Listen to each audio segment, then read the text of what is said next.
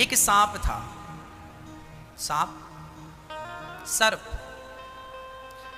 आपको पता है सर्प को यदि चोट लग जाए और उसके शरीर से रक्त निकल जाए, खून निकल आए, तो उसके शरीर में चींटियां लग जाती हैं। पता है आपको? यदि सांप को कोई चोट लग जाए ना, थोड़ी सी भी खरोंच लग जाए, खून आ जाए, तो सांप को चींटियां लग जाती हैं। और चींटी लगती हैं तो चींटियां उसे खाने लगती हैं, जिंदा सांप को। सांप बहुत कोशिश करता है चींटियों को झड़ाने की, झड़ा नहीं पाता। एक सांप था, बूढ़ा हो गया था। एक बार किसी ने पत्थर फेंका तो वो सांप को लगा, और सांप को लगने से वो सांप को घाव हो गया। घाव होने से सांप एक तो बूढ़ा हो गया, ज़्यादा तेज चल नहीं पाता, और घाव और हो गया। तब सांप को बहुत सारी चींटियां लगने लगी, और चींटियां लगी ना तो सांप तड़पने लगा। वो बार बार मुंह से अपने चींटियों को झड़ाए, पर कितनी झड़ाए? चींटियां तो चींटियां बहुत सारी हैं। चींटियों ने उसको जिंदा खाना शुरू कर दिया, तड़प रहा था। तब वहां से एक संत निकल रहे थे। संत ने देखा कि सांप को चींटियां खा रही हैं, तो सांप ने संत जी से हाथ जोड़कर कहा, संत जी ये बगल में पत्थर पड़ा है, जरा उठा के मेरे मुंह में मार दीजिए। संत जी ने कहा, मैं क्यों मारूं? महाराज मुझे मार डालिए, मैं मरना चाहता हूं। क्यों मरना चाहता है? देखो ना कितनी सारी चींटियां लग गई हैं, ये मुझे जिंदा खा रही हैं, मैं बहुत दर्द में हूं, बहुत पीड़ा है। एक बार मैं मर जाऊंगा तो कम से कम ये चींटियां मरने के बाद खाएंगी तो तकलीफ नहीं होगी। महाराज बड़ी कृपा होगी, ये पत्थर उठा के मेरे सिर पे मार दो, मार डालो मुझे। संत ने कहा, भैया देख, यदि मैं तुझे मारूंगा तो तू तो मर जाएगा, लेकिन तुझे मारने का पाप मुझे लग जाएगा। मैं क्यों किसी की, आज तक मैंने किसी की हत्या नहीं की, मैं तेरी हत्या करके पाप क्यों सिर पे ला दूं? देख मुझसे अपराध नहीं होगा।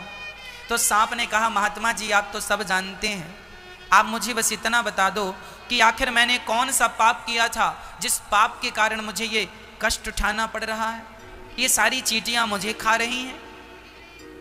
कौन हूं मैं? कौन सा मैंने पाप किया था कि ये चींटियां मुझे जिंदा खा रही हैं?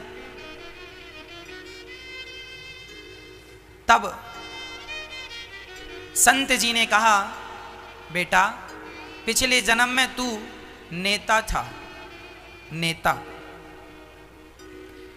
जब सरकार समाज की सेवा के लिए, प्रजा के लिए पैसा निकालती थी तो तू गांव का, शहर का सारा पैसा तू ही खा लेता था। लोगों का पैसा, लोगों के नाम का पैसा तू खा लेता था। प्रजा बड़ी दुखी रहा करती थी, तूने लोगों का खून चूस लिया था। वही प्रजा ये चींटियां हैं, और वही नेता तू है। तूने इनका खून चूसा था, इस जन्म में ये तेरा खून चूस रही हैं। किए का दंड देर सवेर मिलता जरूर है। ईश्वर के घर देर बहुत हो सकती है, पर अंधेर नहीं हो सकती। जैसा किया है वैसा भोग रहा। इसलिए मेरी मां, तुम ना गलत करना, जमाना कर रहा है करने दो। वो अज्ञानी है, वो ना समझ है, आप तो समझदार हैं, आपको तो ये ज्ञान है। इस दुनिया में कोई भी दुख पाता है तो वह अपने कर्मों के कारण पाता है, सुख पाता है तो आपके अच्छे कर्मों के कारण। आपने किसी जन्म में अच्छे पुण्य किए थे, जिसका परिणाम इस जन्म में आप सर्वगुण संपन्न है, अर्थात सुखी हैं। भगवान ने धन भी दिया है, पद भी दिया है, प्रतिष्ठा भी है, सब थोड़ा थोड़ा ईश्वर ने दे रखा है। खाने को रोटी है, पहनने को कपड़े हैं, रहने का घर है, समाज में नाम है, ये सब तुम्हारे पुण्य से मिला है, किसी जन्म के पुण्य से। यदि तुम्हें आज गरीबी मिली है तो ये भी तुम्हारे कर्मों का ही दंड है। तुमने जो पाप किया है उस पाप का फल तुम्हें इस जन्म में गरीबी के रूप में उठाना पड़ रहा है। पर कोई बात नहीं, गरीबी अमीरी जो है जो पिछले जन्म में किया था सो अब मिल रहा है। अब अच्छा करते चलो ताकि अगला अच्छा हो। आज लोग एक एक रोटी को तरस रहे हैं, आज लोग गरीब हैं, दुखी हैं। क्यों? क्योंकि सब अपनी अपनी करनी का,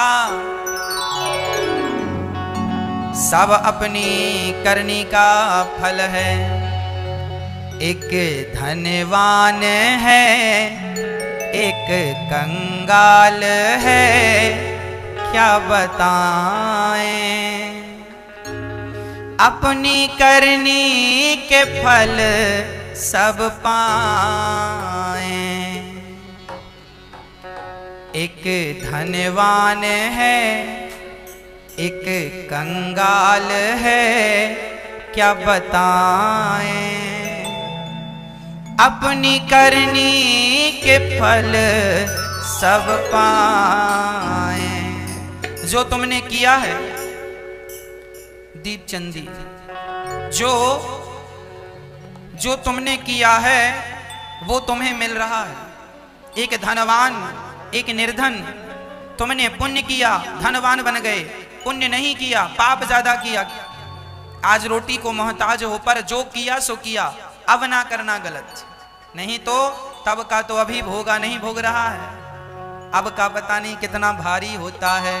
के फूलों की सेज पे सोता, एक टूटी सी खटिया को रोता। एक फूलों के सेज पर सोता है, मखमल के गद्दों पर, और एक के पास तो टूटी सी खटिया भी नहीं है। क्यों? ये विधान ईश्वर का ही तो है। जो पुण्य किए थे वो आज सुखी हैं, जिनके पाप अधिक थे वो आज रोटी को भी मोहताज हैं। इसलिए किसी जन्म के पापों का तो दंड भोग रहे हो, अब पाप ना करना, नहीं तो ब्याज सहित मिलेगा। जिस लायक अभी हो आगे विधाता इस लायक भी नहीं छोड़ेगा। इसलिए एक फूलों की सेज पे सोता, एक टूटी सी खटिया को रोता। जैसी करनी करे वैसी भरनी भरे, क्या बताएं। अपनी करनी के फल सब पाए। सब अपनी अपनी करनी का फल भोग रहे हैं। इसलिए हम कहा करते हैं किसी को दोष ना दिया करो, किसी को दोष देने से कोई फायदा नहीं। हम अपने धर्म का पालन करें, भगवान के चरणों में समर्पण करें और पापों से बचें। किसी भी प्रकार का हमसे पाप ना हो, ना तो निंदा करने का पाप हो, निंदा भी पाप है, चुगली भी पाप है, यहाँ की बातें वहाँ करना, ये लड़ाना फंसाना ये भी पाप है, ज़्यादा गुस्सा करना ये भी पाप है। इन सब चीज़ों से बचो। छोटी सी जिंदगानी है तुम्हारी, प्यार मोहब्बत से क्यों नहीं जी लेते? मर जाओगे, सब धरा रह जाएगा। जिसके लिए लड़ते मरते हो, प्यार के दो शब्द कह लिया करो, प्यार से मुस्कुराया करो, मदद किया करो, लोगों की सेवा किया करो। ईश्वर ने तुम्हें देने के लायक बनाया है, दो दो दो। कोई तुमसे मांगे कि भैया हमारी बेटी का विवाह है, हम बड़े गरीब हैं, तो तुम्हें देना चाहिए कि नहीं? देना चाहिए, देना चाहिए। पर आज लोग ना, आजकल लोग देते तो हैं पर ब्याज बहुत, 10% लूंगा तब जाके 10,000 और 20,000 दूंगा। क्यों जी? ब्याज बहुत खाने की आदत हो गई तुम्हारी। मैया जी ब्याज ना खाना कभी। ब्याज खाना, ब्याज केवल सरकार खा सकती है। बैंकों का ब्याज जो हम लोग देते हैं, सरकार तो ब्याज लेती है, राजा को ब्याज ले लेना चाहिए, राजा के लिए दोष नहीं है। पर हम सामान्य जन ब्याज ना खाएं। हम किसी की सेवा करने, आज कोई हमसे कहे महाराज हमारी बेटी का विवाह है और फलाना व्यक्ति अपने गांव के बड़े आदमी के पास एक गरीब आदमी गया, भैया जी हमारे बेटी का विवाह है, 4 दिन बाद बारात आनी है, जरा 20,000 की ज़रूरत है, जरा दे दीजिए। बड़े आदमी ने मूँछों में हाथ रखते, क्यों जी 20,000 चाहिए? 10% लूँगा। साहब 10% कहाँ से लाऊंगा? मजदूर आदमी हूँ, गरीब आदमी हूँ। अच्छा तो कोई बात नहीं, 7% दे देना। साहब जरा और कम करो, कमर टूट जाएगी। चल 5%। ठीक है साहब, 20,000 लिया, 20,000 का बेचारा मजदूरी करता करता तुम्हारा कर्जा चुका रहा है। कई बार तो ऐसा हुआ है कि 20,000 लोगों ने दिए और उसने 20,000 दे दिए, फिर भी 20,000 बाकी है। ऐसा होता है। हमने आपसे 20,000 लिए बेटी के विवाह के लिए और हमने आपका 20,000 चुका दिया, फिर भी अभी 20,000 बाकी है। इतना ब्याज अब हमारी हैसियत तो थी नहीं। क्योंकि इसलिए कहा करता हूँ कि जब बेटी का विवाह कोई कराए तो तुम भी अपनी इंसानियत का परिचय दो। आज वो आदमी गरीब है और तुम बड़े आदमी हो और तुम उसके साथ ऐसा व्यवहार करोगे तो अगले जन्म में ईश्वर उल्टा कर देगा, उसे बड़ा आदमी बना देगा, तुम्हें उसकी जगह खड़ा कर देगा। इसलिए इंसानियत का परिचय दो। पैसा ही पैसा क्या करोगे, बांध के ले जाओगे? अरे किसी के विवाह में तो आप यूं ही अपनी श्रद्धा से दे दो, चल भाई 2-5 हजार तो हमारी तरफ से यूं ही ले जा, और ले जा 20,000 पर ब्याज मत देना। जो ले जा रहा मूलधन दे देना, हमें ब्याज नहीं चाहिए। ये इंसानियत। इंसानियत का परिचय कब दोगे? पैसे कमाते रहोगे। इसलिए किसी को सताओ मत, कष्ट मत दो। यदि किसी ने 20,000 आपसे लिए हैं और उसने 20,000 चुका दिए और 5,000 एक्स्ट्रा भी दे दिए तो भाई अब उसका माफ करो। तुम माफ नहीं करोगे तो ईश्वर तुम्हें माफ नहीं करेगा। जो तुम बड़ा ब्याज खा रहे हो ना, फिर ईश्वर जब अपना ब्याज चालू करेगा तुम चुका पाओगे? हम तो ईश्वर के सब चीजें बिना ब्याज का खा रहे हैं। एक सिलेंडर ऑक्सीजन कितने की आई? अभी कोरोना काल में आप लोगों को रेट पता चला है। एक सिलेंडर ऑक्सीजन कितने का था? बोलो। 50 हजार का बिका है एक सिलेंडर। इसी कोरोना काल में लोगों ने खरीदा है। उस सिलेंडर में कितनी ऑक्सीजन होती है? मात्र 10 घंटे की। बड़ा सिलेंडर है तो छोटा है तो 5 घंटे की ऑक्सीजन है। 10 घंटे की ऑक्सीजन, चलो मैं 12 घंटे की बोल रहा हूं। 12 घंटे की ऑक्सीजन 50,000 की। 50,000 चलो छोड़ो, यदि 12 घंटे की ऑक्सीजन 10,000 की भी लोगों ने खरीदी, 10,000 की, अभी कोरोना काल में 50,000 की बिकी है, पर मैं 50,000 नहीं बोल रहा हूं, मैं 20,000 10,000 बोल रहा हूं। यदि 12 घंटे की ऑक्सीजन यदि 12,000 की भी मिली तो जब से जन्म लिए हो आप तब से कितने घंटे की ऑक्सीजन ले लिए हो? क्या इस ऑक्सीजन का आज तक तुमने कोई मूल्य चुकाया है परमात्मा को? कहां से ले रहे हो? डॉक्टर की ऑक्सीजन लेते हो ना तो पैसा देना पड़ता है, और ईश्वर की ले रहे हो, क्या पैसा दिया? कुछ भी नहीं दिया। अरे पैसा ना दो, उस ऑक्सीजन के बदले तो कम से कम उस ईश्वर को हाथ जोड़ के उसका धन्यवाद ही दे दो कि विधाता आपका बहुत बहुत धन्यवाद जो आपने इतना दिया। लोग धन्यवाद ना देकर शिकायत करते हैं तुमने क्या दिया? जो दिया है कम नहीं है। आज सवेरे जब मैं बंदरों को चने खिला रहा था, केला खिला रहा था, मैं रोज ही बंदरों को जब केला खिलाता हूं मैं रोज गौर से देखता हूं ये बंदर जो हैं एक एक मुट्ठी चने के लिए भागते हैं, केला खाते हैं, अच्छा लगता है इन बंदरों को। एक बंदर दूसरे बंदर को काट देता है, उसे खून निकल आता है, घायल हो जाता है। तब मैं उन बंदरों को देखता हुआ ईश्वर से कहने लगा, विधाता कितनी बड़ी कृपा की है आपने हम पर कि हमें बंदर नहीं बनाया, हमें जानवर नहीं बनाया, परलोक सवारने का ये जो अवसर दिया है ईश्वर ने, ये जो मनुष्य का तन दिया है, कभी बंदरों को देखा करो, कभी कुत्ते बिल्ली को देखा करो। वो लोग पानी बरसता है तो यहाँ वहाँ छिपते फिरते हैं, ना उनके पास पहनने को कपड़े हैं, ना खाने की व्यवस्था है। तुम मनुष्य हो, कितने बुद्धिमान हो, कितने समझदार हो, अपने लिए कपड़े बना लेते हो, अपने लिए घर बना लेते हो।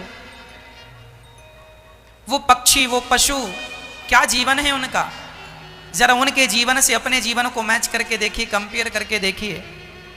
ईश्वर ने तुम्हें कितना सुखी बनाया है, कितना समझदार बनाया है, लेकिन फिर भी तुम इतने समझदार हो कि इतना सुंदर शरीर पाके फिर भी बंदर भालुओं की तरह लड़ते रहते हो, झगड़ते रहते हो। बंदर एक बंदर दूसरे बंदर को मारता रहता, काटता रहता। इतना जोर से काटता है उसकी चमड़ी फट जाती है, खून आ जाता है। ये बंदर की योनि क्या है? यह अपने कर्मों का फल ही है, उससे कीमती है। कुत्ता बिल्ली से पूछो, वो चाहते हैं कि ईश्वर हमें एक बार मनुष्य बना दो। तुम जब बिल्ली बनोगे ना, मनुष्य की जगह बिल्ली और बंदर और जमाना की चीजें बनोगे, मच्छर मक्खी बनोगे, तुम भी तड़पोगे मनुष्य बनने के लिए। लेकिन जब तुम मनुष्य बनते हो तो उल्टे सीधे काम करने लग जाते हो। समझते ही नहीं हो कि मनुष्य का शरीर विधाता ने दिया किस लिए है, क्यों पाया है हमने।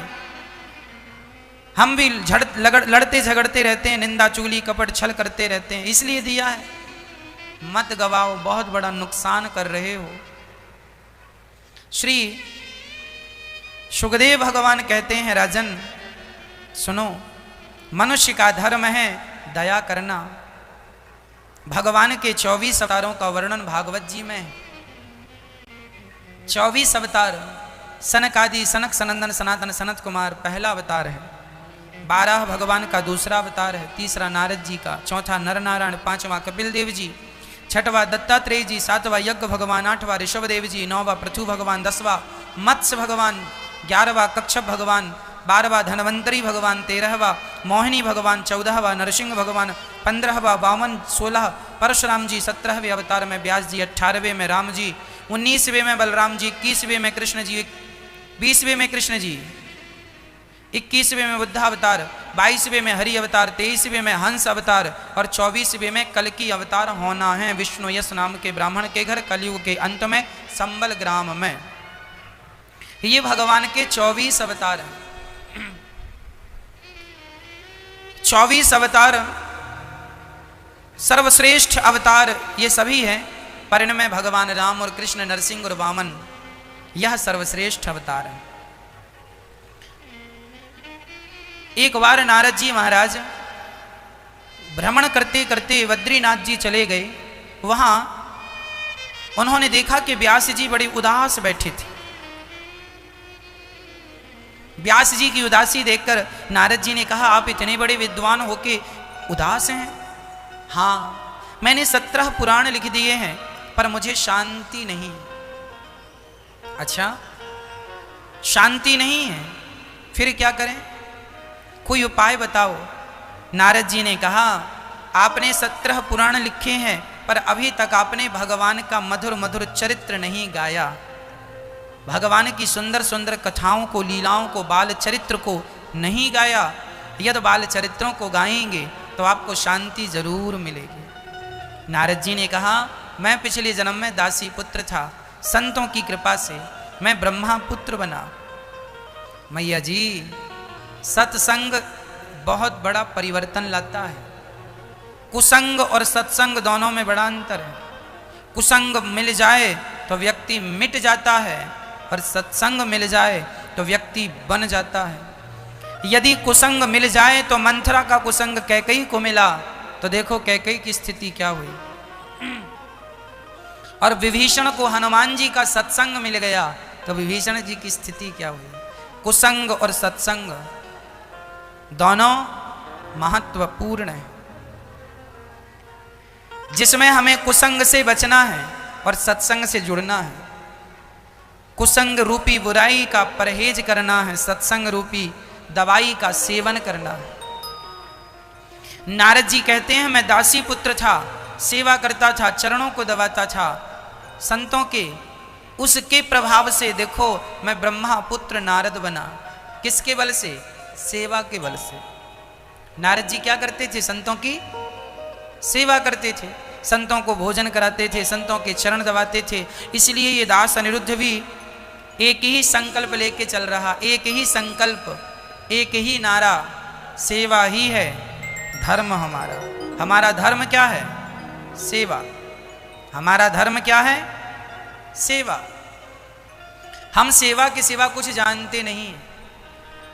एक ही संकल्प है, एक ही हमारा नारा, सेवा ही धर्म हमारा। इसलिए ये दास अनिरुद्ध, नारद जी ने संतों की सेवा की, इसलिए दास अनिरुद्ध भी संतों की सेवा सवेरे से करता। संतों को भोजन की व्यवस्था, यही सेवा, ये संतों की सेवा है। नारद जी कहते हैं मैंने सेवा की तो मैं ब्रह्मापुत्र बन गया। अपना प्रमोशन चाहते हो तो सेवाओं से जुड़ जाओ। सेवा करने वाला व्यक्ति भगवान को बहुत प्रिय होता है, भगवान उससे अत्यधिक प्यार करते हैं जो सेवा करता है। इसलिए सेवा करो, संतों की, ब्राह्मणों की, बूढ़ी माओं की, अपने माता अपने पिता की, जरूरतमंदों की सेवा करो।